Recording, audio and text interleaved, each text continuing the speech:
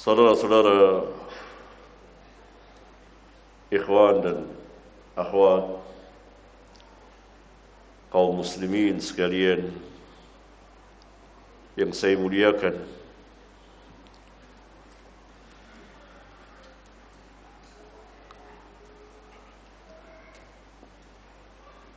sesuatu yang patut bahkan wajib kita syukuri atas nikmat yang sangat besar yang Allah Tabaraka wa Ta'ala telah memberikannya kepada kita, yaitu nikmat Islam dan iman, serta nikmat sunnah. Allah Tabaraka wa Ta'ala telah memberikan hidayah kepada kita untuk mengenal dan mempelajari dan sunnah Nabi yang mulia alaihi salatu wassalam,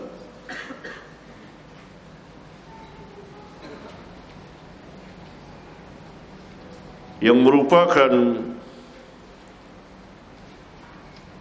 nikmat yang sangat besar yang wajib kita syukuri.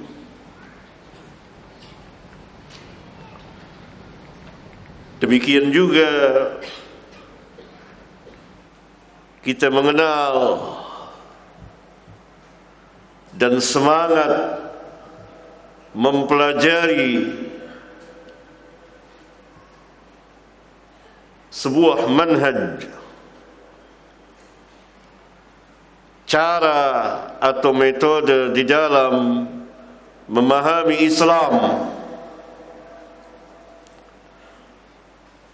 yaitu manhaj para sahabat radhiyallahu anhum.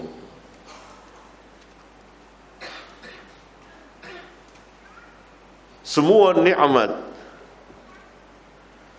yang saya sebutkan tadi merupakan nikmat yang sangat besar yang Allah berikan kepada kita, yang wajib kita syukuri.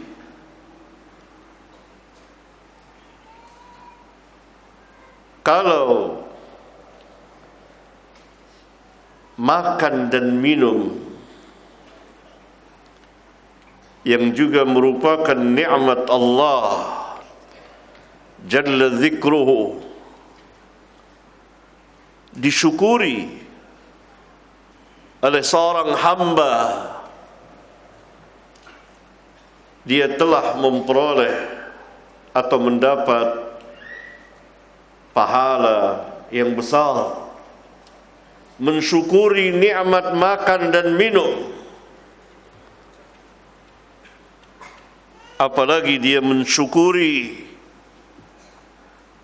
nikmat Islam dan iman dan sunnah serta manhaj yang hak, tentu lebih besar lagi. Rasulullah sallallahu alaihi wasallam pernah bersabda dalam hadis sahih yang diriwayatkan oleh Al-Imam At-Tirmidzi dan Al-Imam Ibnu Majah serta Al-Imam Ahmad. Beliau bersabda, "At-ta'imu syakiru qas-sa'imi sabiri." Orang yang makan, dia memperoleh nikmat makan dan minum dari Allah, At-Ta'im, Asy-Syakir, dan dia bersyukur atas nikmat Allah. Paling tidak dia mengucapkan Alhamdulillah setelah makan dan minum. Qas-Sa'imi sabir, seperti orang yang saum puasa lagi sabar. Dalam lafaz yang lain, bimanzilati saimi sabir, berkedudukan seperti orang yang sedang puasa dan sabar dalam menjalani puasanya. Alangkah besarnya mensyukuri nikmat Allah dalam hal makan dan minum. Bagaimana dengan nikmat Allah, nikmat Islam, nikmat iman, nikmat ditunjuki kepada sunnah Nabi sallallahu alaihi wasallam dan berjalan di atas manhaj yang hak, tentu lebih besar lagi. Karena ilmu dibutuhkan oleh setiap muslim sepanjang bilangan nafas-nafasnya. Kalau makan, mungkin makan dan minum bisa dihitung dengan jari dalam sehari semalam. Tetapi ilmu sebanyak bilangan nafas-nafas kita. Karena itu dahulu kaum salafun salihin radhiyallahu anhum ketika ditanya sampai kapan menuntut ilmu, sampai mati, mereka menjawab sampai mati. Karena ilmu dibutuhkan oleh kita sepanjang bilangan nafas-nafas kita.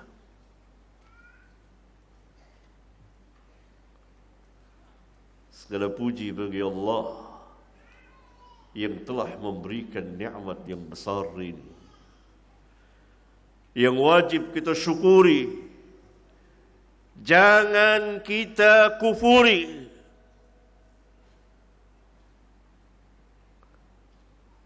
Dan tetap kita jaga agar selalu berada di atas sunnah ala fahmi salafil ummah, menurut pemahaman salaful ummah. Karena tidak ada jalan bagi seseorang untuk memahami Islam dengan pemahaman yang benar, pemahaman yang lurus, kecuali dengan mengikuti manhaj salaf. Oleh karena itu, kewajiban setiap muslim bermanhaj dengan manhaj salafus salih radhiyallahu anhum. Dan oleh sebab itu, bagi setiap orang yang berilmu wajib mendakwahkan manhaj yang hak ini. Karena ia pada hakikatnya adalah Islam. Dan tidak mungkin seseorang dapat memahami Islam dengan pemahaman yang benar dan sahih tanpa melalui manhaj ini, yaitu manhajus sahabah. Cara dan sikap beragamanya orang-orang besar, orang-orang mulia para sahabat ridwanullah alaihim jami'an.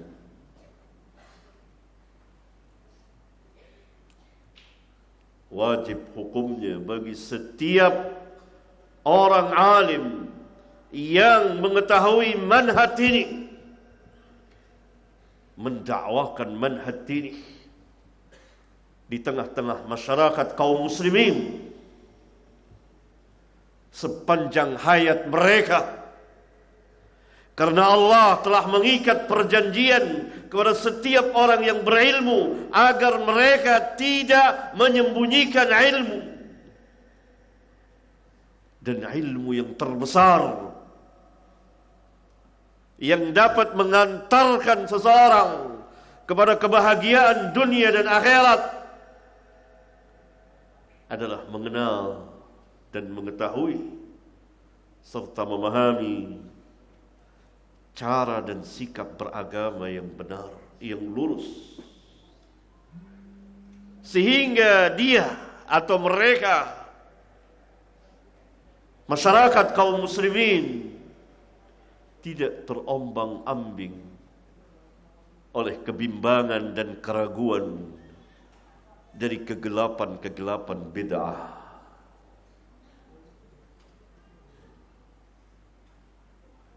Karena manhaj yang hak ini merupakan nur, cahaya dan hidayah yang akan membawa dan mengantarkan seseorang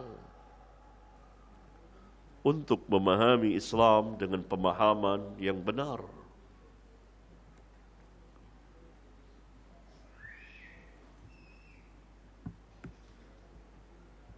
Lebih wajib lagi hukumnya bagi seorang alim untuk mendakwakan manhaj ini. Ketika manhaj ini dituduh, direndahkan dengan berbagai macam tuduhan oleh sebagian manusia, maka kewajiban seorang alim menegakkan manhaj yang hak ini, manhajus sahabat, sikap dan cara beragama para sahabat.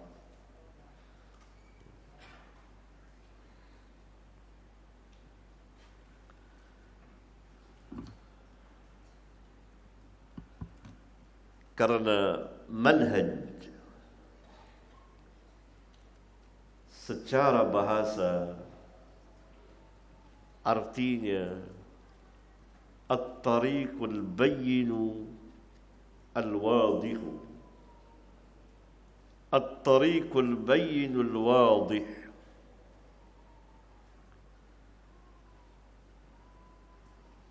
At-tariq adalah jalan. Jalan yang akan ditempuh oleh seseorang atau sebuah cara atau metode. Al-bayyin yang jelas, al-wadih yang terang. Juga dikatakan as-sahlu, mudah. Dan Allah tabaraka wa ta'ala telah menyebut manhaj ini di dalam kitabnya yang mulia. Di dalam surat Al-Maidah ayat 48, bagian dari ayat 48, Allahu Azza wa Jal berfirman, "Likullin ja'alna minkum syir'atan wa minhaja." Bagi masing-masing dari kamu, umat-umat yang terdahulu, termasuk umat ini, kami jadikan, yakni kami telah berikan kepada mereka syir'atan wa minhajan. Apa makna syir'atan wa minhajan yang Allah berikan kepada umat-umat yang terdahulu bersama Nabi mereka dan kepada umat ini, umat Muhammad sallallahu alaihi wasallam, kita serahkan tafsirnya kepada orang yang pernah didoakan oleh Nabi sallallahu alaihi wasallam agar menjadi ahli agama, khususnya ahli dalam menafsirkan Al-Quran, yaitu Abdullah bin Abbas radhiyallahu anhuma. Beliau menafsirkan syir'atan wa minhajan dengan sabilan wa sunnatan. Syir'atan bentuk mufrad, bentuk jamaknya syira'an. Yang dimaksud adalah asy-syari'ah, syariat. Syariat adalah ketetapan dan ketentuan Allah tabaraka wa ta'ala kepada hamba-hambanya berupa perintah dan larangan dan seterusnya. Berarti syir'atan, syariat. Setiap umat yang terdahulu bersama Nabi mereka alaihi wassalatu wassalam mempunyai syariat yang Allah berikan kepada mereka. Sampai kepada umat ini pun mempunyai syariat dan telah disempurnakan. Allah telah menyempurnakannya.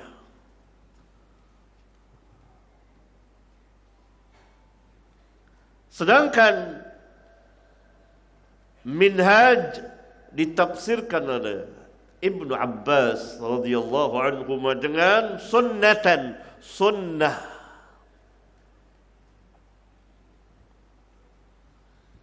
Sunnah secara bahasa artinya as-siratu atau at-tariqatu, jalan dan perjalanan. Yang dimaksud adalah sunnah Nabi sallallahu alaihi wasallam, bukan hukumnya sunat, bukan, tidak menjadi lawan bagi wajib, tidak. Sunnah adalah sunnah Nabi sallallahu alaihi wasallam, perjalanan kehidupan beliau di dalam mendakwakan dan mengamalkan Islam. Berarti manhaj itu adalah sunnah Rasulullah sallallahu alaihi wasallam. Maka jika dikatakan manhajus sahabat, manhajnya para sahabat radhiyallahu anhum, berarti itu manhaj sunnah Nabi sallallahu alaihi wa ala alihi wasallam, tidak keluar dari sunnah Rasulullah sallallahu alaihi wasallam. Karena para sahabat radhiyallahu anhum selalu berjalan di dalam kehidupan mereka selama 1 abad setelah Rasulullah SAW wafat bersama sunnah Nabi sallallahu alaihi wa ala alihi wasallam. Sehingga jika dikatakan kaum salaf, itu adalah sahabat. Dan orang yang pertama kali mengikuti sahabat adalah tabi'in.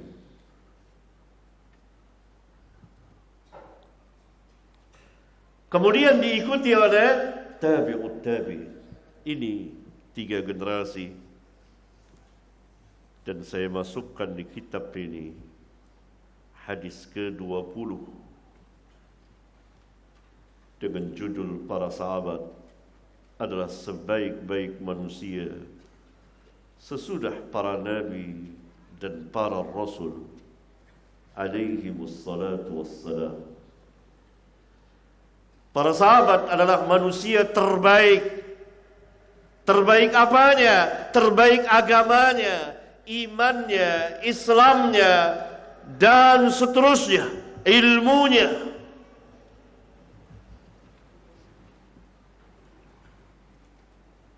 dalam sebuah hadis yang telah dihafal oleh jamaah para sahabat, di antaranya Abdullah bin Mas'ud radhiyallahu anhu, dan telah dikeluarkan oleh jamaah ahli hadis seperti Bukhari dan Muslim dan lain-lain. Rasulullah sallallahu alaihi wasallam pernah bersabda, khairun nas qarni, sebaik-baik manusia adalah yang hidup di masaku, yakni para sahabat. Karena seseorang dikatakan sebagai sahabat Nabi sallallahu alaihi wasallam setelah memenuhi 3 syarat. Pertama, bertemu dengan beliau. Yang kedua, beriman kepada beliau. Dan yang ketiga, mati dalam keadaan Islam. Bertemu dan beriman dan mati dalam keadaan Islam. Itulah sahabat. Dan mereka hidup bersama Nabi yang mulia alaihi salatu wassalam. Setelah Nabi sallallahu alaihi wasallam wafat, maka generasi pun beralih ke generasi para sahabat, yakni dari mulai tahun 11 Hijriah sampai 1 abad lamanya, berakhir pada tahun 110 atau 111 Hijriah. Setelah tahun itu, tidak ada lagi sahabat yang hidup di permukaan bumi ini.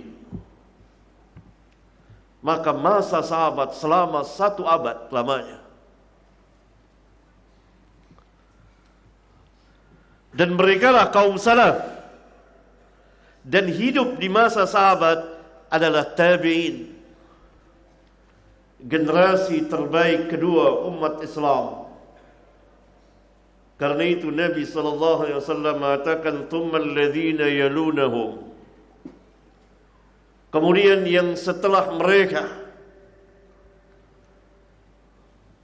Selesai masa sahabat pada tahun 110 atau 111 Hijriah, maka masa atau zaman pun berganti dengan masa tabi'in.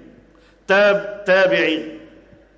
Dan hidup pada masa itu adalah murid-murid mereka tabi'ut tabi'in. Inilah generasi terbaik ketiga dari umat ini, yang Nabi sallallahu alaihi wasallam mengatakan tsummal ladzina yalunahum, kemudian yang sesudah mereka. Nah, secara tarikh, sejarah, zaman, masa, itulah 3 generasi terbaik pada umat di dalam umat ini. Generasi terbaik apa? Di dalam agama, di dalam ilmu nafi' wa amal salih. Ilmu yang bermanfaat dan amal salih yang akan mengantarkan seseorang kepada kebahagiaan di dunia dan di akhirat. Ilmu nafi', ilmu yang bermanfaat,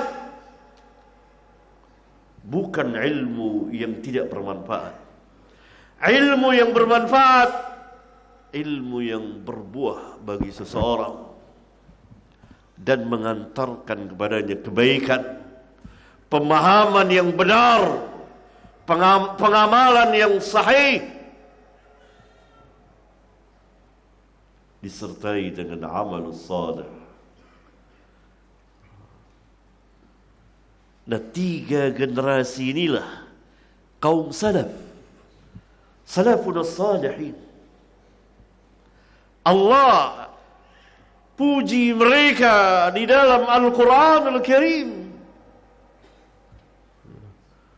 Pujian tentang apa? Tentang iman dan amal mereka dan ilmu mereka, yakni tentang din, keagamaan mereka, sikap dan cara beragama mereka. Banyak sekali ayat-ayat dalam Al-Quran, di antaranya was-sabiqunal awwalun minal muhajirin wal ansar walladzina ittaba'uuhum bi ihsan radhiyallahu anhum wa radu anhu. Orang-orang yang terdahulu, yang pertama-tama, yaitu al-muhajirin wal ansar. Ini para sahabat. Kemudian tidak cukup sampai di situ. Allah Subhanahu wa taala mengatakan, berfirman, walladzina ittaba'uuhum, dan orang-orang yang mengikuti mereka. Generasi pertama yang mengikuti mereka adalah tabi'in. Kemudian tabi'ut tabi'in. Dan kemudian generasi keempat, kelima, dan seterusnya dari para imam kaum muslimin di timur dan di barat bumi. Kiranya Allah merahmati mereka. Radhiyallahu anhum bi ihsan, dengan kebaikan, dengan benar, mengikuti manhaj mereka, tidak menyelisihi dan berlawanan dengan manhaj mereka. Allah meridhai mereka dan mereka pun redha kepada Allah. Alangkah besarnya pujian Allah ini kepada para sahabat pertama, al-muhajirin wal ansar, dan juga kepada orang-orang yang mengikuti mereka, mengikuti keagamaan mereka, mengikuti manhaj mereka. Allah sanjung dan puji, menunjukkan kebenaran manhaj mereka dan kewajiban setiap orang-orang yang beriman bermanhaj dengan manhaj mereka. Pujian yang sangat besar.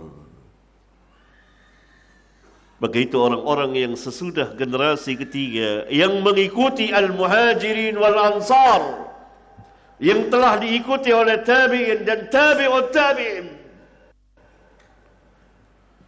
dinamakan mereka salafiyun, nisbah kepada kaum salaf.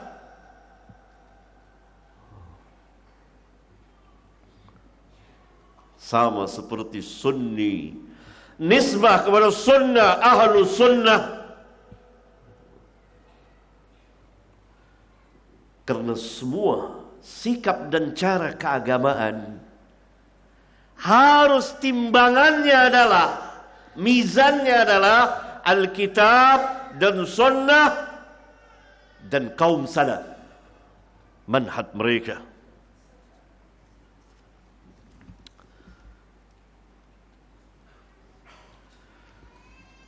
Saya akan menjelaskan kisah yang menarik, perdebatan salah seorang imam Ahlus Sunnah, yaitu Al-Imam Asy-Syafi'i, yang namanya Muhammad bin Idris rahimahullahu ta'ala, pernah berdebat dengan seorang tokoh besar ahli bid'ah dari kelompok Jahmiyah,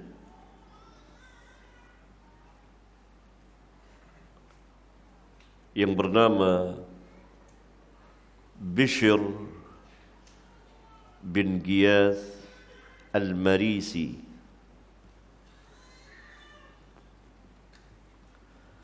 Atas permintaan ibunya Bishr.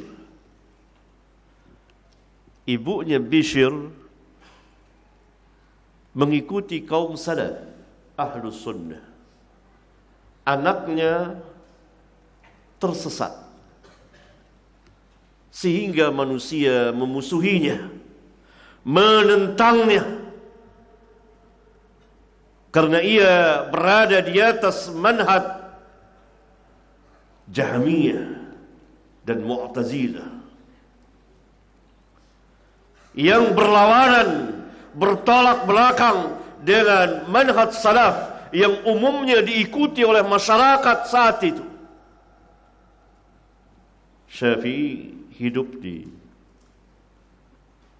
lahir pada tahun 150 Hijriyah dan wafat pada tahun 204 Hijriyah di Mesir. Kejadian ini di Baghdad sekitar tahun 195-an Hijriyah, kurang lebih kira. Mungkin karena Syafi'i datang ke Baghdad pada tahun 195 Hijriyah. Dan beliau mengajarkan sunnah di Baghdad. Sebelumnya Bishr bin Ghiyath pernah melihat Syafi'i mengajar di Makkah.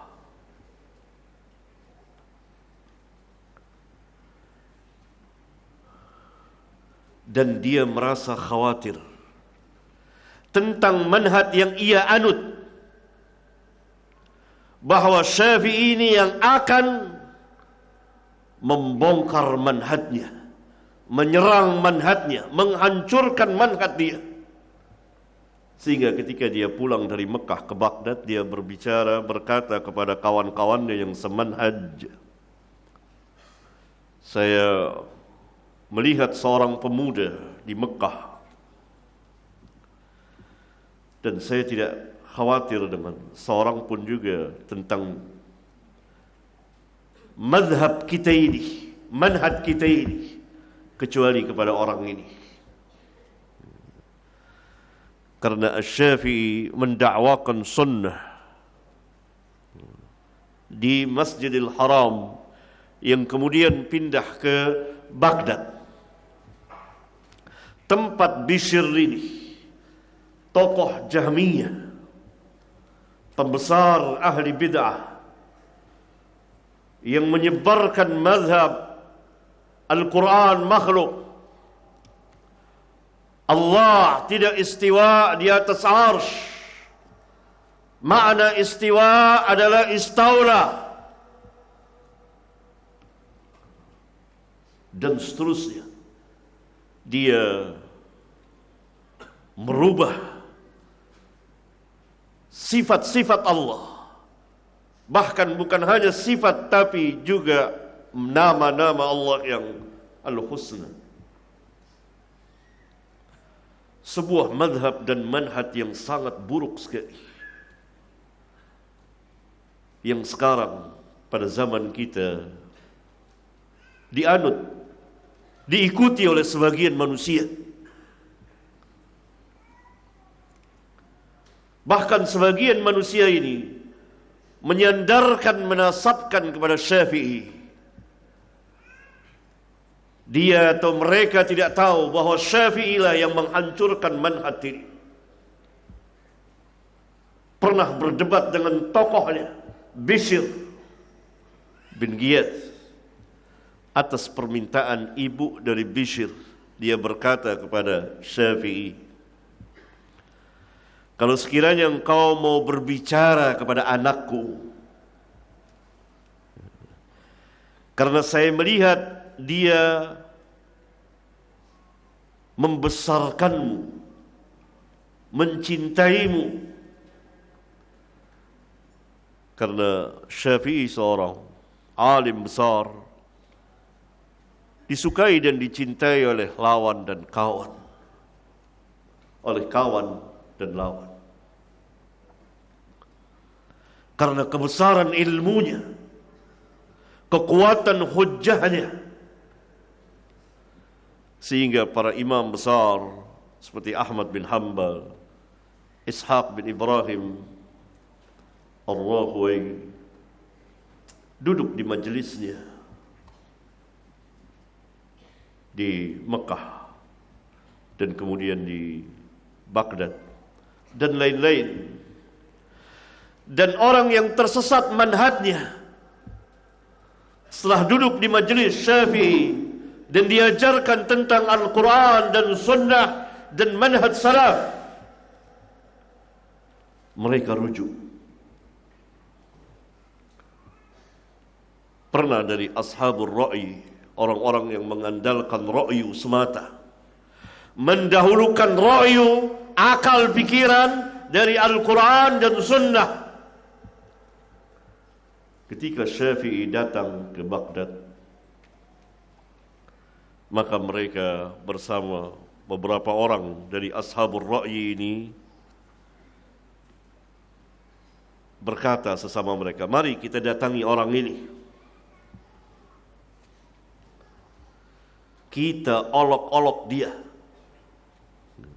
Tujuannya adalah untuk menjatuhkan Asy-Syafi'i. Maka datanglah dan terjadi dialog dari pagi sampai datang gelap maghrib. Dan kata orang-orang itu, akhirnya kami meninggalkan bid'ah kami. Diterangkan oleh Syafi'i tentang Alkitab, tentang Sunnah, tentang manhaj salaf. Akhirnya mereka rujuk semuanya dan menjadi murid-murid besar Asy-Syafi'i. Insaf mereka, sadar mereka bahwa manhaj mereka, mazhab mereka mendahulukan akal dari wahyu, salah. Sekarang giliran Bishr. Kata Syafi'i kepada ibunya Bishr, baik. Maka ditentukanlah pertemuan dan datanglah Bishr menemui Syafi'i. Maka ditanya oleh Asy-Syafi'i tentang mazhabnya Bishr ini. Akhbirni amma tad'u ilaihi.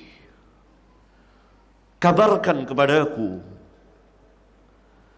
tentang manhaj yang engkau dakwakan manusia ke mazhab tersebut, yang engkau ajak manusia kepada mazhabmu. Apakah ia berdasarkan kitabun natiq? Apakah ada landasannya dari Al-Quran?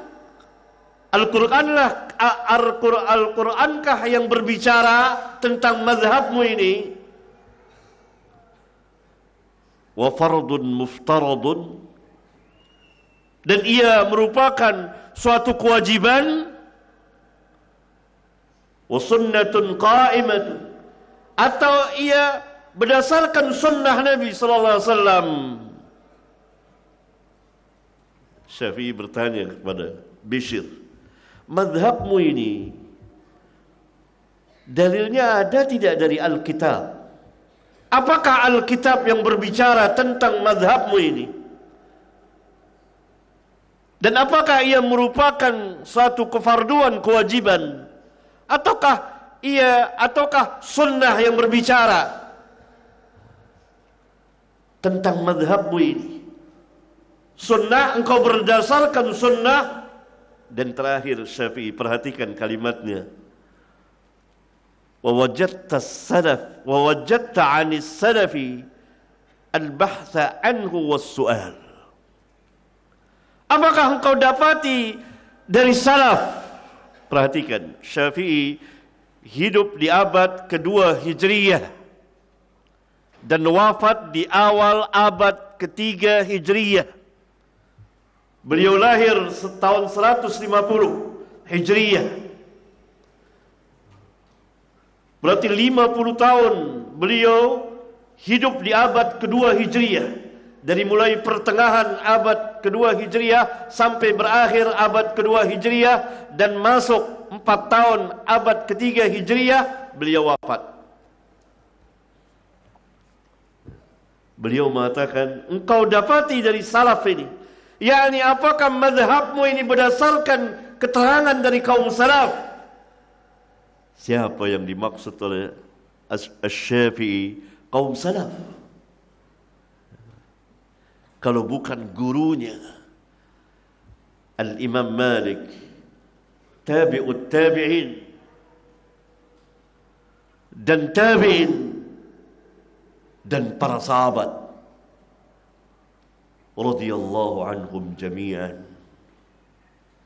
Apakah engkau dapati dari kaum salaf,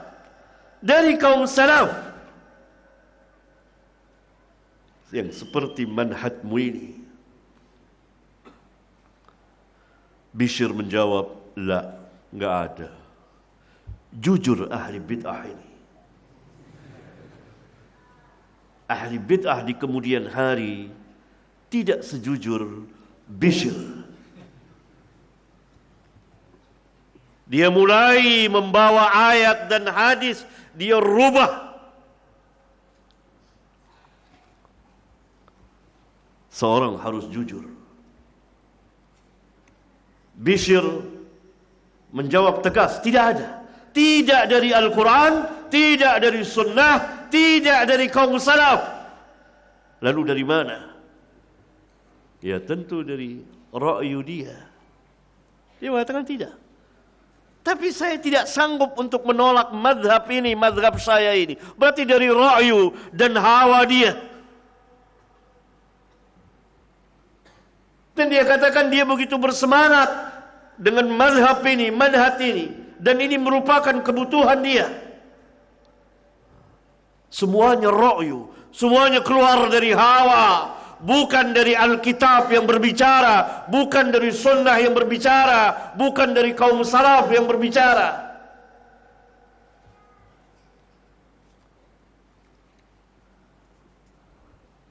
Perhatikan, Syafi'i berhujjah dengan kaum salaf. Wa wajadta 'anis salaf. Engkau dapati dari kaum salaf berbicara tentang manhaj dan madhabmu ini. Enggak. Bishr kemudian dengan ra'yunya.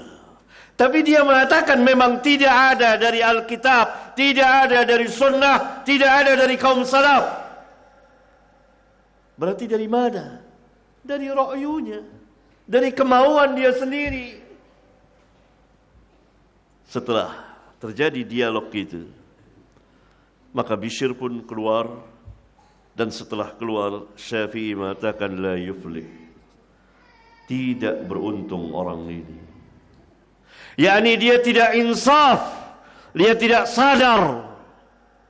Setelah ditegakkan hujjah oleh Syafi'i, hujjah yang sangat besar sekali, bahwa beragama itu harus berdasarkan Alkitab dan Sunnah ala fahmi salaf.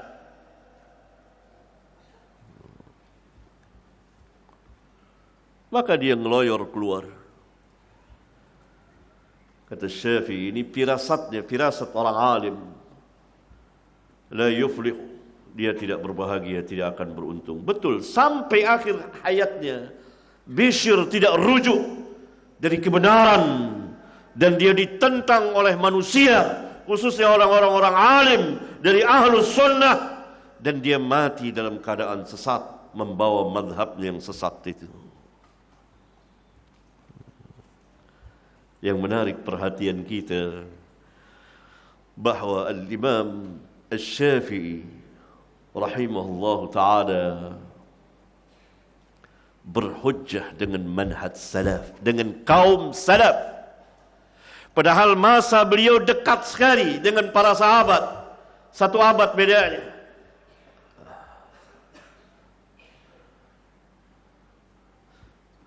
Dengan tabi'in, dan beliau bertemu dengan tabi'ut tabi'in. Bahkan sebagian ulama mengatakan bahwa beliau tabi'ut tabi'in. Karena di antara guru beliau, Imam Ahlus Sunnah adalah Sufyan bin Uyainah di Mekah dan Al-Imam Malik di Madinah. Beliau belajar kepada dua orang imam besar Ahlus Sunnah yang berjalan di atas manhaj salaf. Sehingga Asy-Syafi'i pernah mengatakan, kalau bukan karena dua orang ini, Sufyan bin Uyainah di Mekah dan Malik di Madinah, maka akan hilanglah ilmu dari Hijaz. Hijaz itu adalah Mekah dan Madinah. Dan Syafi'i belajar di Mekah dan di Madinah, di Mekah dan di Madinah, khususnya dengan kedua orang imam besar ini. Di Mekah dengan Sufyan bin Uyainah, dia duduk di majelisnya di Masjidil Haram, dan di Madinah bersama dengan Al-Imam Malik. Berarti yang beliau maksudkan dengan salaf, di antaranya guru beliau, kemudian guru dari guru beliau tabi'in, kemudian gurunya lagi sahabat. Itulah salaf. Menunjukkan semuanya dahulu menilai sesuatu keyakinan, menimbang, ada mizan, timbangan untuk kebenaran dari perkataan dan perbuatan manusia yang lahir dan batin, ditimbang dengan 3 perkara dari Alkitab dan Sunnah dan kaum salaf, para sahabat dan orang-orang yang mengikutinya radhiyallahu anhum jami'an.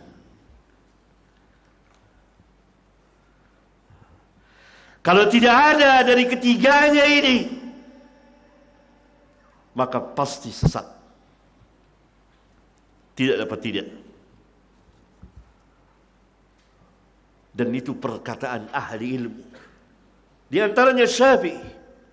Ketika Bishr tidak berlandaskan Alkitab, tidak berlandaskan Sunnah, dan tidak berada di atas manhaj salaf, Syafi'i mengatakan la yuflih.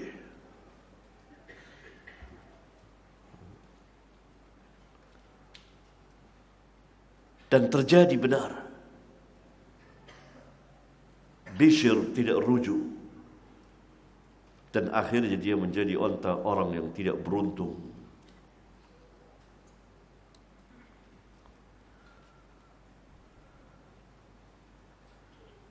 Walaupun dia jujur dalam mengatakan bahawa mazhab dia tidak berlandaskan sama sekali dari Alkitab dan Sunnah ala fahmi salaf.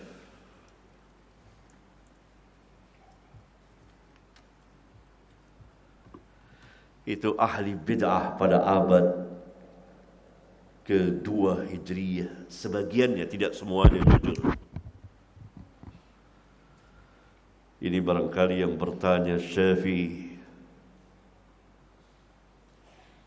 dan Bishr kagum terhadap Syafi'i akan keilmuannya, ketinggian ilmunya, penguasaan yang demikian luas terhadap Al-Quran dan Sunnah, sehingga Asy-Syafi'i dijuluki di Baghdad dengan Nasirus Sunnah, pembela Sunnah. Beliau sendiri mengatakan, saya dinamakan di Baghdad sebagai Nasirul Hadis dan Nasirus Sunnah, pembela Sunnah.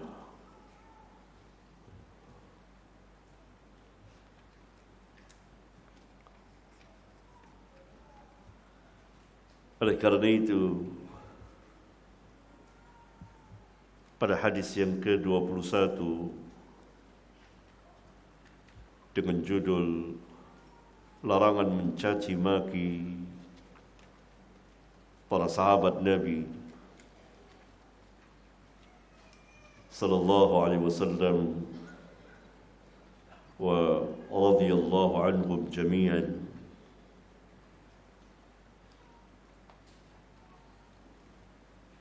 Nabi yang mulia sallallahu alaihi wasallam telah melarang kita mencaci maki sahabat-sahabat beliau. La tasubbu ashabi.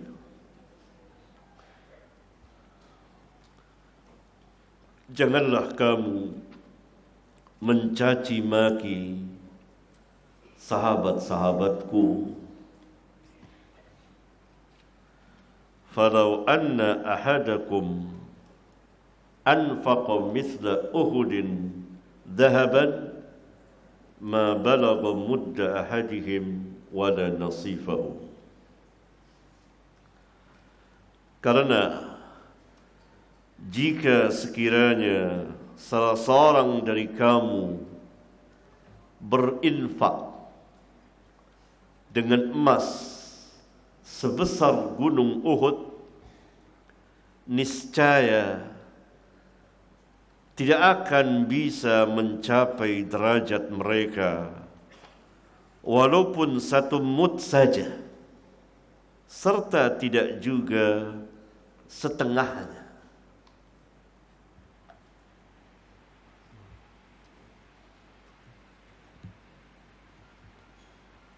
Satu mud, 2 telapak tangan orang dewasa penuh. Segini saja, seperti ini saja, tidak bisa mencapai derajat para sahabat, tidak juga setengahnya. Alangkah besarnya kedudukan para sahabat itu. Mengapa? Karena mereka penyambung lisan Nabi yang mulia sallallahu alaihi wasallam. Mereka lah yang melanjutkan menyampaikan risalah Nabi sallallahu alaihi wasallam dalam rangka menyampaikan risalah Rabbul Alamin.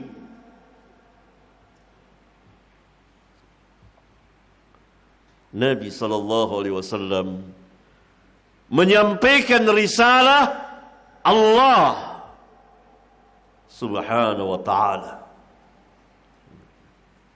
Dan para sahabat radhiyallahu anhum menyambung lisan beliau, menyampaikan risalah beliau dari Rabbul Alamin.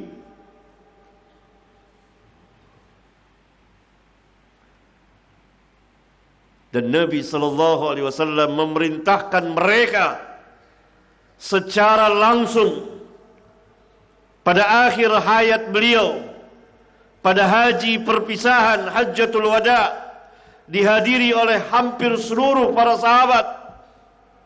Beliau mengatakan, liyuballighish syahidu minkumul ghaib. Hendaklah orang yang hadir di antara kamu menyampaikan kepada yang tidak hadir. Hadis sahih riwayat Bukhari dan Muslim. Perintah Nabi sallallahu alaihi wasallam kepada para sahabat agar bertabligh, menyampaikan risalah beliau yang beliau terima dari Rabbul Alamin. Sehingga kalau para sahabat dicela, dicaci maki, diragukan kebenarannya, niscaya manusia akan meragukan apa yang dibawa oleh para sahabat ridwanullah alaihim jami'an, yaitu Al-Quran dan Sunnah. Hadis tadi yang saya bacakan, liyuballighish syahidu minkumul ghaib, menunjukkan bahwa para sahabat adalah orang-orang kepercayaan Rasulullah sallallahu alaihi wasallam, orang-orang yang telah diberi amanah oleh beliau untuk menyampaikan risalah beliau, orang-orang yang benar perkataannya, bukan seorang yang pembohong, dan orang-orang yang berilmu. Tidak mungkin Nabi sallallahu alaihi wasallam akan memerintahkan orang-orang yang jahil untuk mendakwakan, menyampaikan kepada manusia risalah beliau yang beliau terima dari Allah jalla dzikruhu.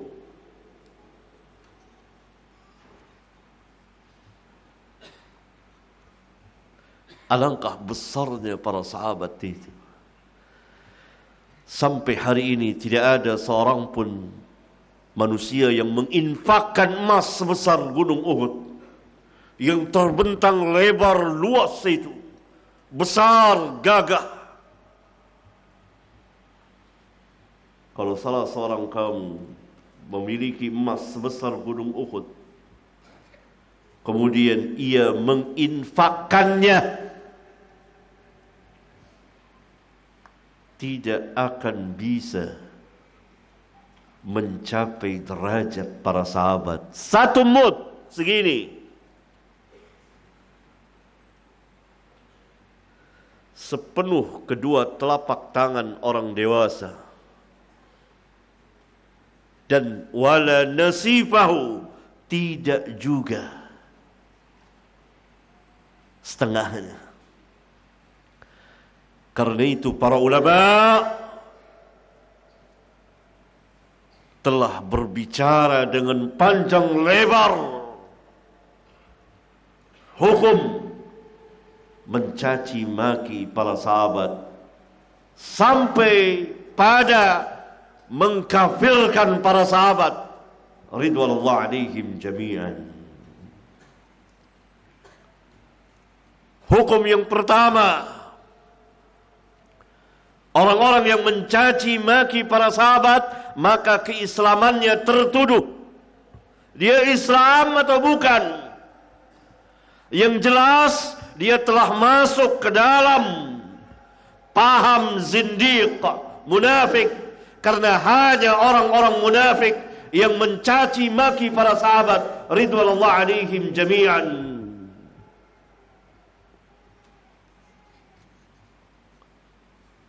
Apalagi sampai secara keseluruhannya.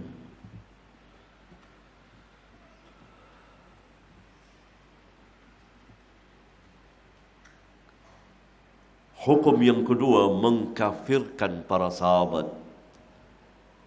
Seperti perbuatan Rafidah Syiah yang mengkafirkan seluruh para sahabat, menganggap para sahabat telah murtad setelah wafatnya Rasulullah sallallahu alaihi wasallam. Maka jadilah para sahabat sejelek-jelek manusia pada umat ini. Sehingga ada cerita, orang-orang Yahudi ditanya, siapakah yang terbaik dari umatmu? Sahabat-sahabat Musa.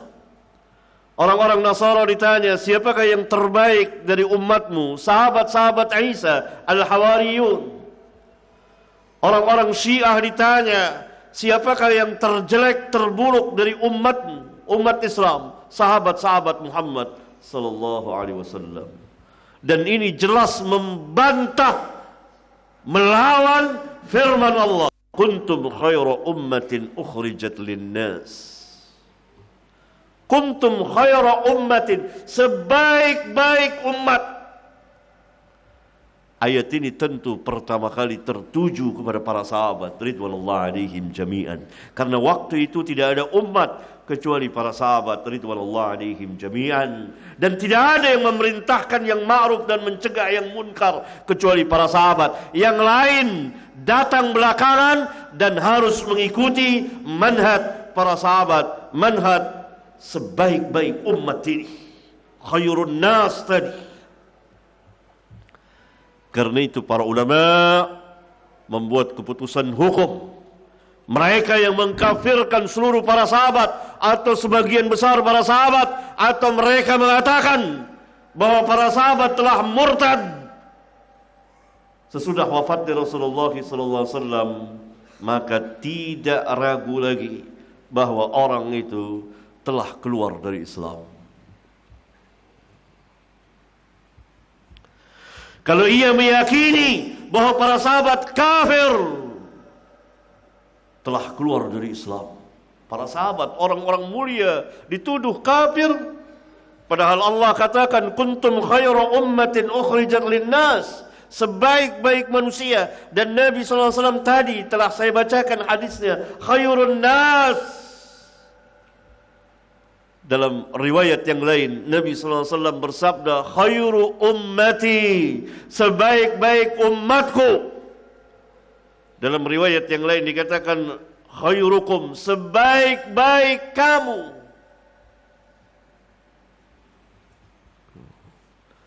Dikafirkan, maka jelas ini melawan firman Allah dan melawan Rasulullah sallallahu alaihi wasallam.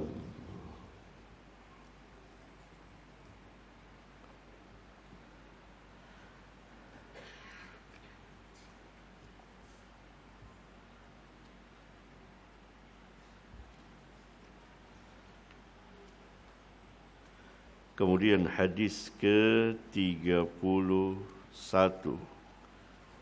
halaman 80.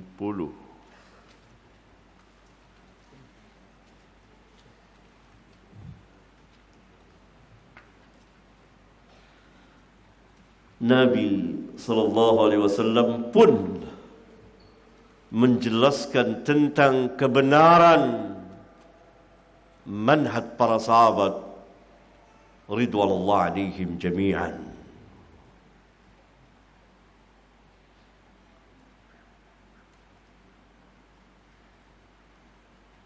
Hadis ke-31 dengan judul Firqah An-Najiyah.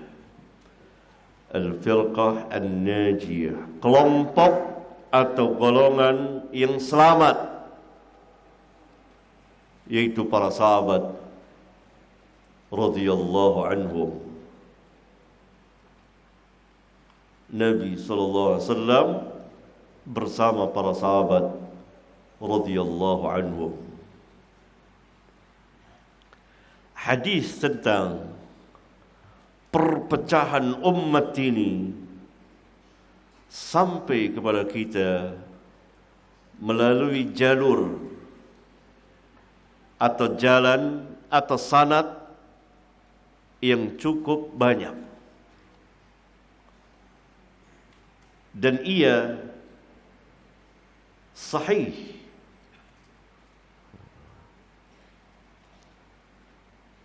Sebagian manusia yang melemahkan hadis iftiraqul ummah tidak mempunyai hujjah kecuali seperti lemahnya sarang atau rumah laba-laba.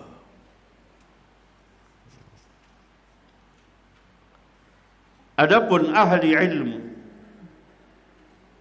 para ahli ilmu hadis telah mensahkan hadis iftiraqul ummah,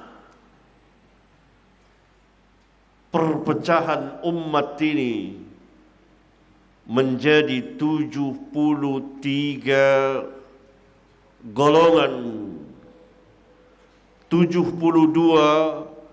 berada di atas manhaj yang sesat dan 1 berada di atas manhaj yang hak. Walaupun yang 72 ini mereka ahli ilmu mengatakan tidak keluar dari Islam karena mereka masih umat Muhammad sallallahu alaihi wasallam, dan Nabi sallallahu alaihi wasallam mengatakan ummati, umatku. Berarti umatku adalah umat Islam. Mereka tidak berada di luar Islam, tidak, tapi tetap berada di dalam Islam. Akan tetapi mereka berada di atas manhaj dan mazhab yang sesat dan menyimpang dari manhaj siapa? Manhajur Rasul, manhajus sahabah radhiyallahu anhum jami'an. Perhatikan hadisnya, yang salah satunya adalah dari jalan atau riwayat Abdullah bin Amr bin As radhiyallahu anhuma. Qala Rasulullah sallallahu alaihi wasallam, la ya'tiyanna ala ummati ma ata ala bani Israil hadwa an-na'li bin-na'li hatta in kana minhum man ata ummahu ala niyatan lakana fi ummati man yasna'u dhalik. Ini bagian pertama.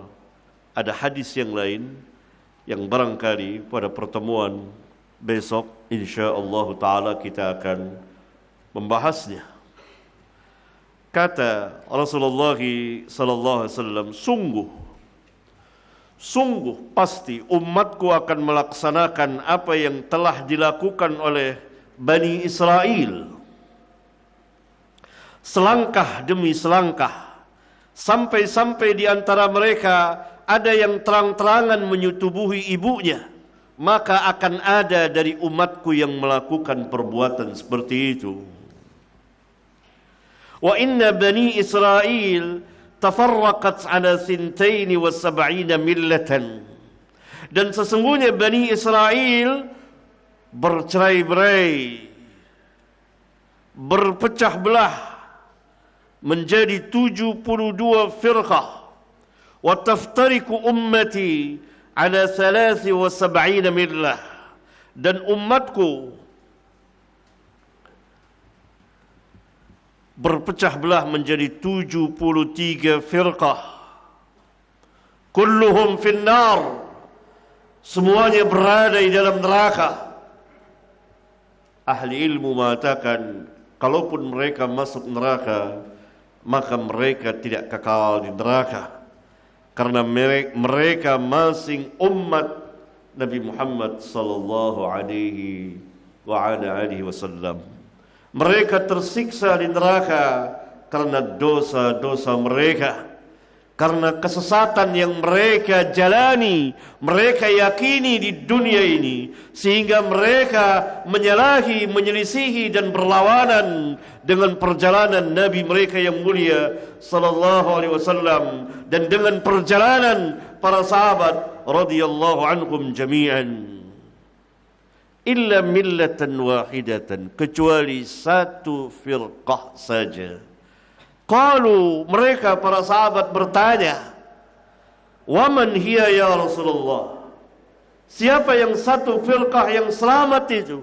Qala ma'ana alaihi al-yawm wa ashabi, yang aku pada hari ini berada di atasnya, di jalan tersebut, di jalan itu.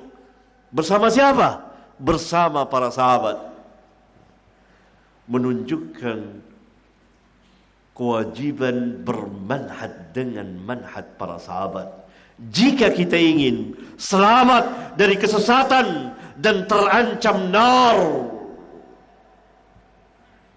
Karena orang yang menyelisihi, yang menyalahi manhaj para sahabat, cara dan sikap beragama para sahabat, niscaya dia akan terombang-ambing di dalam kesesatan dan terancam nar.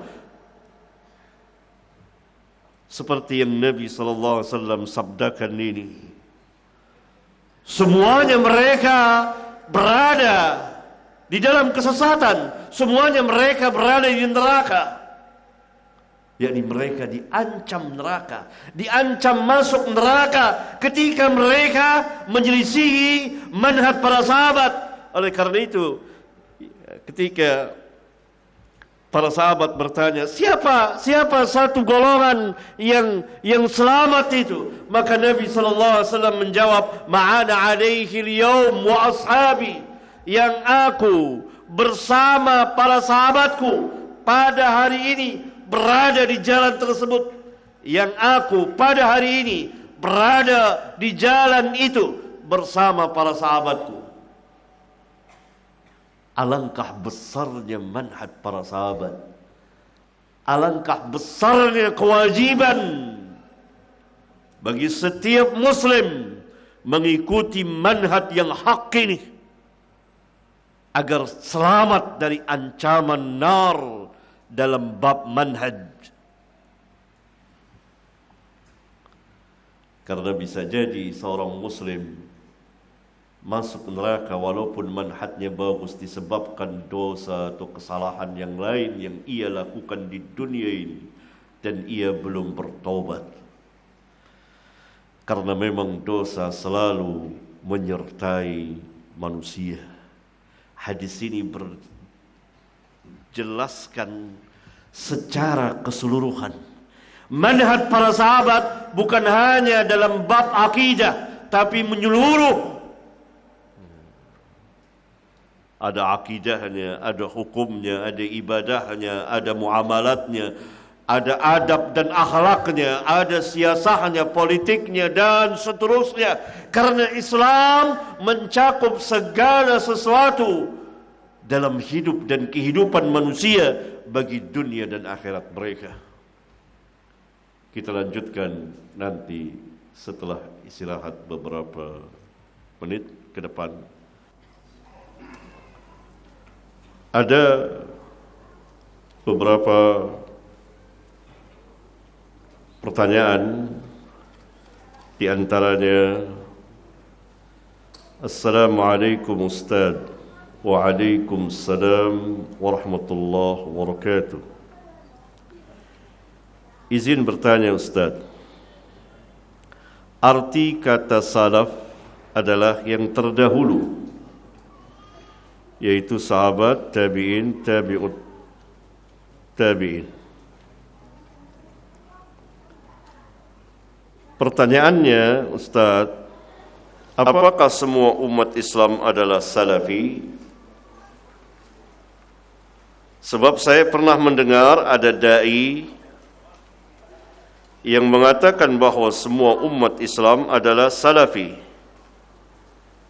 Mohon penjelasannya Ustaz. Ada da'i yang bilang itu ya? Ada. Ma'ruf. Ya.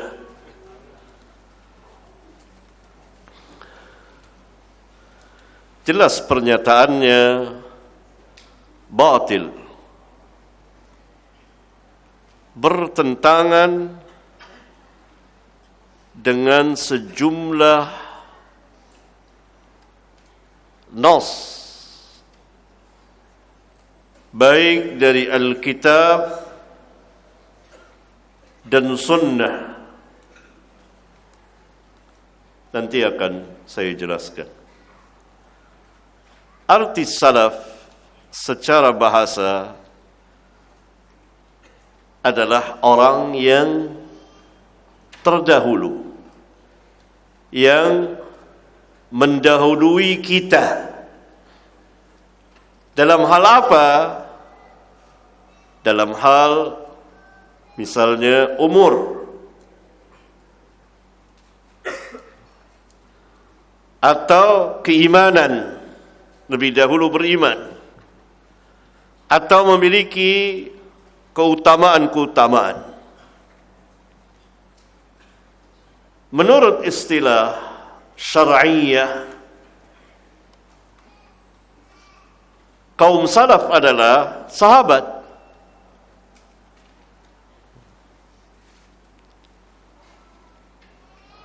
Berdasarkan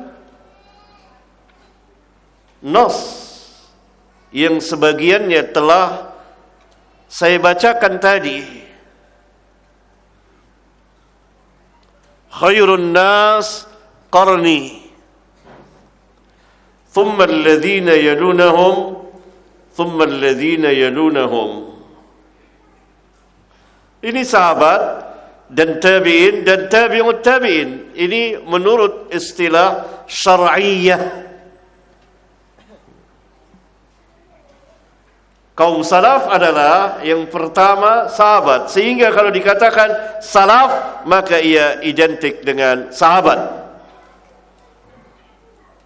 Dan orang-orang yang mengikuti sahabat, walladzina taba'uhum biihsan. Pertama orang yang mengikuti sahabat, tabi'in dan tabi'ut tabi'in.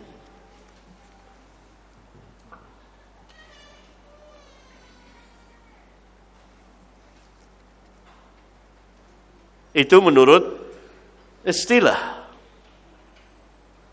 Nah, orang yang mengikuti manhaj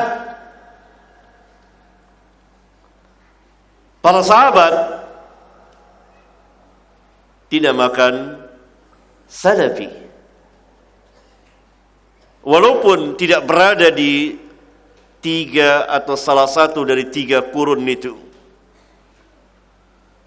nisbah kepada kaum salaf, menasabkan diri kepada manhaj salaf, dan dia yakni dengan benar tentunya menasabkan dirinya kepada kaum salaf, dan ini tidak tercela, mulia, karena manhaj salaf tidak lain melainkan kebenaran. Apakah setiap orang mengikuti kaum salaf? Tidak. Bishr tadi yang berdialog dengan Syafi'i, apa kata Syafi'i? Engkau dapati dari kaum salaf yang mengajak berdakwah seperti yang kau dakwakan. Berarti Bishr bukan salafi, tapi Jahmiyah.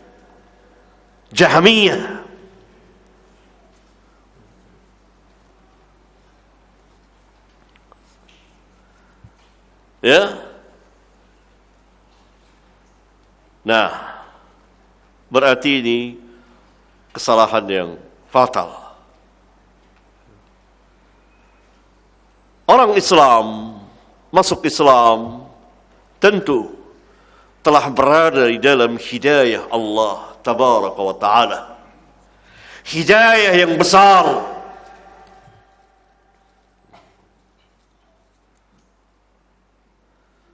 Namun mampukah ia, bisakah ia memanfaatkan hidayah Allah tabaraka wa ta'ala, hidayah Islam itu? Karena itu setiap Muslim belum tentu mukmin. Mukmin pasti Muslim. Mukmin belum tentu muhsin. Orang yang mukmin belum tentu takwa. Oleh karena itu orang yang beriman diperintah untuk takwa. Ya ayyuhalladzina amanu taqullaha haqqa tuqatih.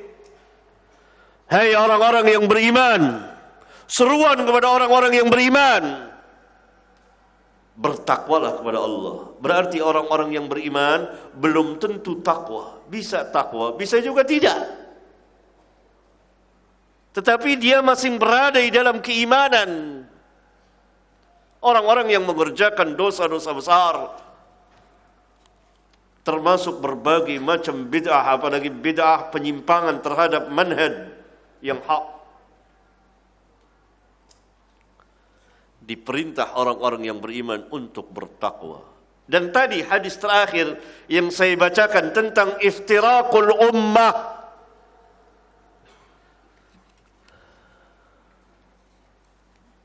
golongan yang selamat, ulama ahli ilmu mengatakan 72 yang terancam nar dan mereka tersesat.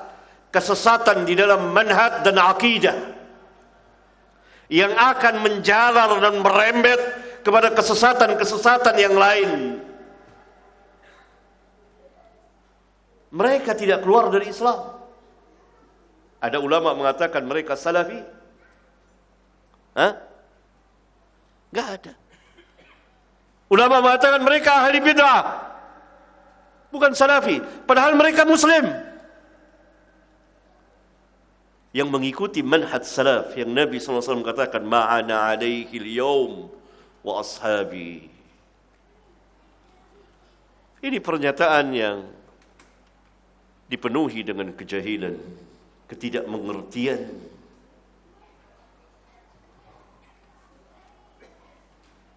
Saya tidak tahu maksudnya, Allah lah yang tahu.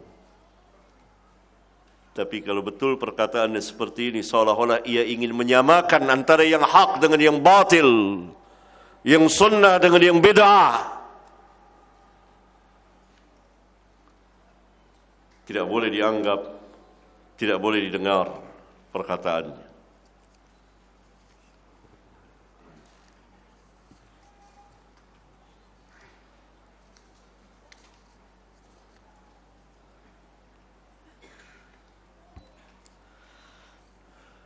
Sehubungan dengan kisah yang saya ceritakan tadi antara Asy-Syafi'i, kisah yang sangat masyhur sekali, terkenal di dunia Islam dan dibawakan oleh sebagian ulama di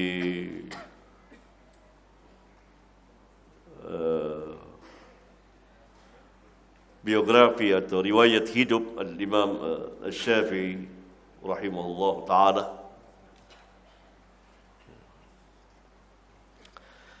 Datang pertanyaan, Ustaz, lantas kenapa Imam Syafi'i mengatakan ada bid'ah hasanah? Yang dimaksud oleh Syafi'i bukan bid'ah di dalam din, tapi lugatan, bahasa. Sesuatu yang baru, bid'ah. Ini pengeras suara, bid'ah. Karena tidak ada pada zaman Nabi. Tapi bukan bid'ah agama. Itu kamera, rekaman, TV, bid'ah. Tapi bukan bid'ah agama. Yang tercela bid'ah agama. Tidak mungkin Syafi'i akan mengatakan bid'ah hasanah, ada bid'ah hasanah. Walaupun sebagian ulama ada yang mengatakan seperti itu, tapi mereka tergelincir, keliru. Sebab Nabi SAW mengatakan kullu bid'atin dhalalah. Nah, orang salah paham membedakan antara bid'ah di dalam din, agama, dan itu yang tercela, dan itu yang dikatakan Nabi sallallahu alaihi wasallam diperingati agar kita tidak masuk ke dalam bid'ah itu. Iyyakum wa muhdatsatil umur fa inna kulla muhdatsatin bid'ah. Awaslah kamu dari perkara-perkara yang baru, muhdats, perkara yang baru dalam agama, bukan dalam kehidupan dunia, karena ia akan berkembang sesuai dengan tingkat berfikir manusia. Dahulu tidak ada pengeras suara, sehingga para ahli hadis ketika akan melakukan tahdits, membacakan hadis di depan jamaah, para pelajarnya yang jumlahnya mencapai puluhan ribu orang, dan saat itu tidak ada pengeras suara, mereka memakai mustamli, orang yang menyampaikan imla. Ada di tengah masjid, ada di sebelah kanan, terus muhaddis mengatakan haddatsana fulan atau sami'tu fulanan akhbarani fulan, maka yang mustamli menyampaikan akhbarani fulan, salah lagi katakan akhbarani fulan, begitu. Rabbuna Jalla wa Ala telah memberikan nikmat dengan adanya pengeras suara ini. Kalau tidak akan terdengar kemana-mana suara saya. Mungkin hanya sekitar sini yang mendengar. Ini tergantung untuk apa digunakannya. Kalau untuk kebaikan, maka diharapkan kebaikan. Ini bid'ah dunia. Itu yang dimaksud oleh Syafi'i. Bukan bid'ah din. Dan seringkali orang untuk menolak ini, menolak mengatakan semua bid'ah sesat, bid'ah dan bid'ah hasanah, sering mencampur adukan antara din dan secara bahasa. Sehingga mereka mengatakan kalau mau mengikuti Nabi, hendaklah kita naik onta. Karena mobil itu bid'ah. Kita katakan dia mobil, motor, kereta, pesawat, kapal laut, bid'ah. Tapi bid'ah bahasa, dunia. bukan bid'ah din yang tercela. Karena agama harus berdasarkan wahyu. Kita tidak tahu apa itu wudu kalau Allah tidak beritahukan melalui lisan Nabi-Nya yang mulia alaihi salatu wassalam, wudu itu, salat itu, dan lain sebagainya. Dan ini harus berdasarkan wahyu. Lalu kalau kita menambahi dengan memberikan tambahan ini dan itu, dari mana wahyunya?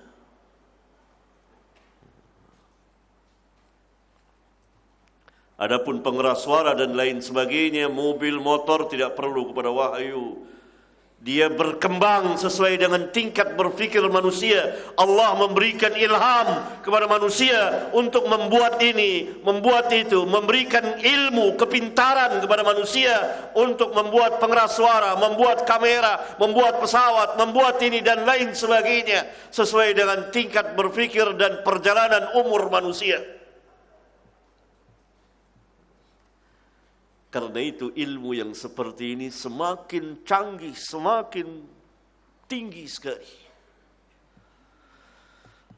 Tapi ilmu din makin berkurang. Itu yang membedakannya. Dan bid'ah ada di situ.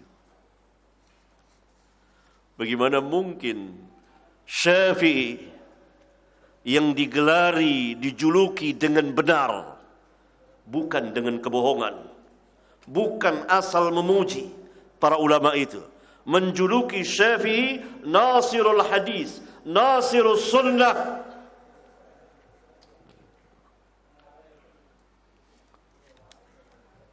Dia membolehkan berbagai macam bid'ah, walhal hidupnya sepanjang hayatnya setengah abad, hampir setengah abad,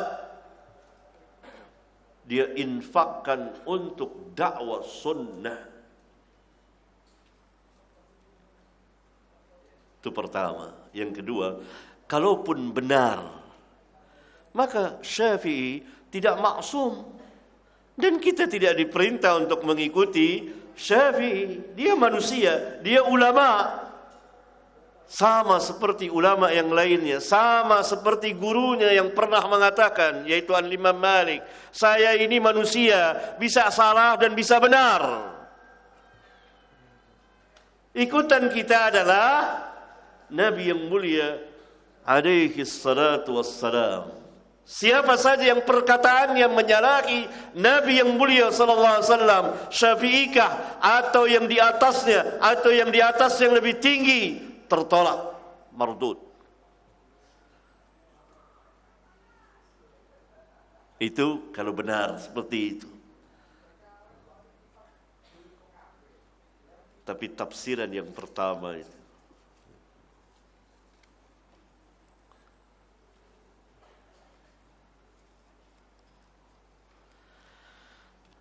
pertanyaan tentang beberapa firqah tidak masuk ke dalam 73. Iya. Begitu banyak orang yang menasabkan diri kepada Islam yang tidak masuk ke dalam 73 firqah. 73 firqah itu masih keluarga besar Islam. Nabi sallallahu alaihi wasallam mengatakan ummati, umatku. Adapun Ahmadiyah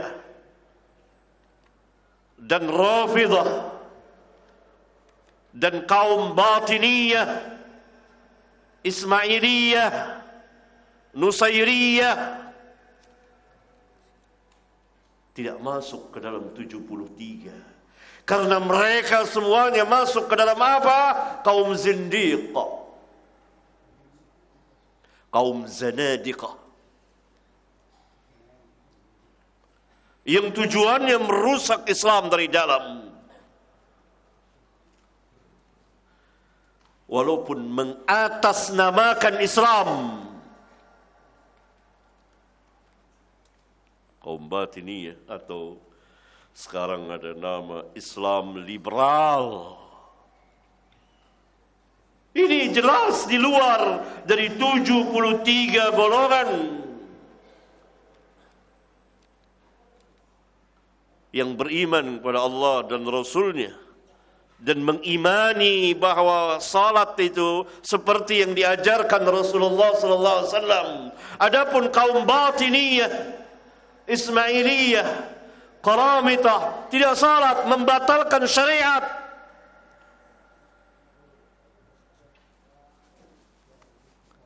Menurut mereka salat cukup ingat saja, cukup berdoa. Dan orang-orang sekarang yang tergabung dalam mazhab Batiniyah, saya sudah salat sambil saya bermain laptop. Haji itu bukan menziarahi Ka'bah, kita menziarahi guru-guru kita itu menunaikan ibadah haji. Begitulah.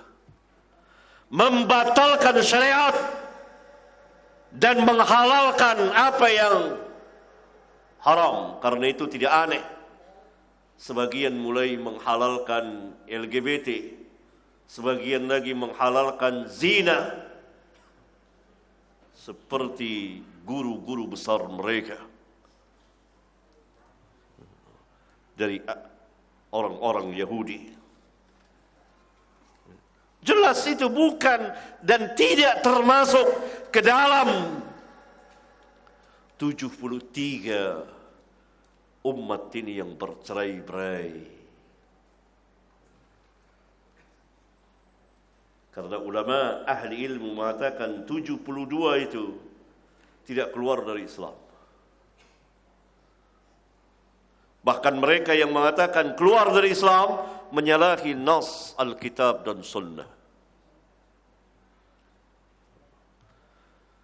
Tetapi yang menyandarkan kepada Islam banyak. Di antaranya Ahmadiyah, Al-Qadianiyah, dengan nabi palsunya Mirza Ghulam Ahmad, yang sengaja dibuat oleh Inggris ketika menjajah India agar kaum muslimin tidak bangkit berjihad untuk merusak Islam dari dalam dan tersebar ajarannya. Ini jelas bukan Islam, tetapi membawa nama Islam.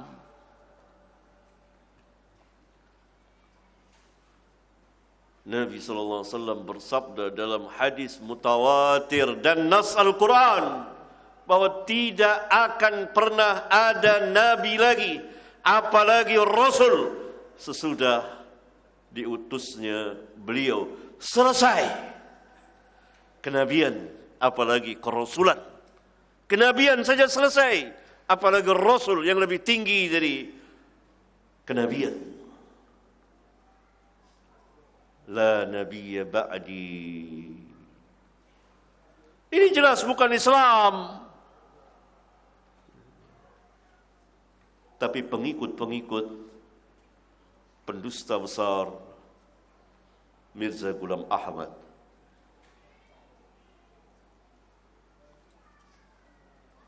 yang dahulu pada zaman Rasulullah SAW ada Al-Ansi dan Musailamah Al-Kadzdzab,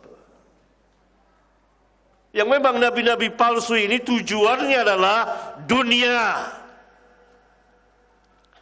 Musailamah Al-Kadzdzab pernah datang kepada Nabi SAW di Madinah bersama rombongannya, dan dia mengatakan, kalau sekiranya Muhammad memberikan saya jabatan sebagai khalifah setelah beliau, saya akan mengikuti beliau. Akan dunia, ingin kekuasaan. Nabi SAW mendatangi Musailamah bersama salah seorang sahabat sambil membawa pelepah kurma. Kata Nabi SAW, kalau engkau meminta pelepah kurma ini, pelepah kurma, tidak akan aku berikan. Tidak akan. Dan engkau tidak akan pernah bisa melampaui ketentuan Allah. Jika engkau tidak beriman, maka engkau akan dibinasakan oleh Allah. Ini Nabi menunjuk sahabatnya yang akan menjawab pertanyaanmu. Kemudian Nabi meninggalkannya. Tujuannya duniawiyah, tujuannya kekuasaan, tujuannya uang. Dan mereka semuanya dibuat oleh musuh-musuh Islam untuk merusak Islam dari dalam.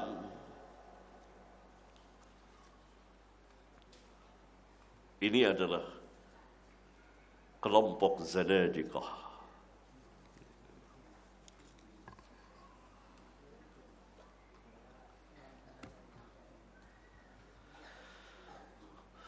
Pertanyaan yang lain, apa perbedaan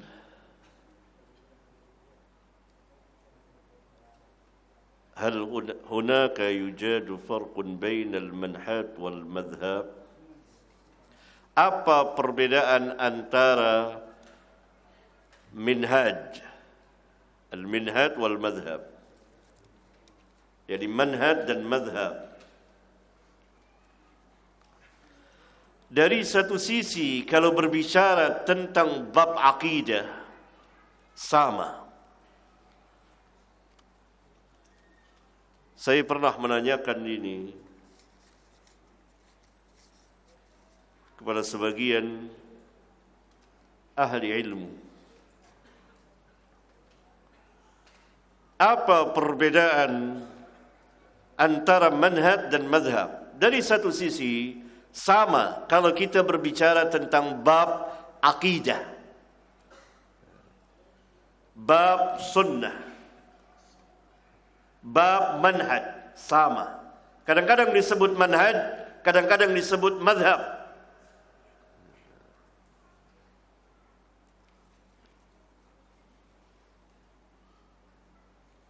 Dari sisi lain,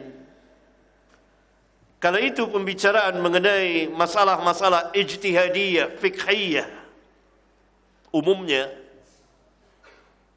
maka ia kumpulan pendapat atau ijtihad seorang ulama. Karena itu ia bukan dalil. Ini madhab Syafi'i, ini madhab Ahmad, ini madhab Malik, ini madhab Abu Hanifah, ini madhab Sufyan al-Thawri, ini madhab Abdullah bin Mubarak, ini madhab Sufyan bin Uyainah, ini madhab Abdurrahman bin Mahdi, dan lain sebagainya. Pendapat-pendapat, ijtihad-ijtihad, pilihan-pilihan dari para ulama, para imam. Ini madhabnya Bukhari, ini madhabnya Abu Daud, ini madhabnya Tirmidzi dalam bab-bab fiqhiyah.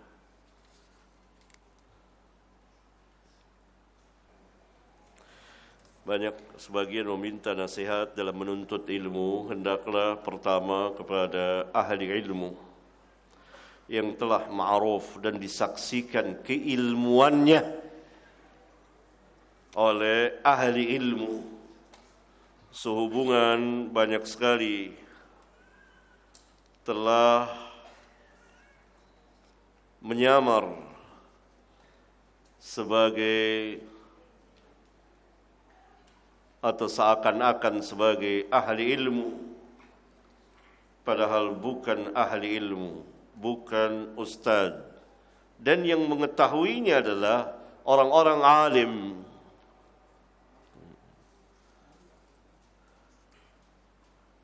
Itu karena waktu sudah masuk, karena sini salat zuhur, mohon maaf tidak bisa menjawab pertanyaan yang begitu banyak. Sampai di sini, dan besok ada kajian kembali, lanjutan dari kajian kita ini, memakai kitab yang sama. Semoga bermanfaat. Subhanakallahumma wa bihamdika, asyhadu an la ilaha illa anta, astaghfiruka wa atubu ilaik. Wassalamu alaikum warahmatullahi wabarakatuh.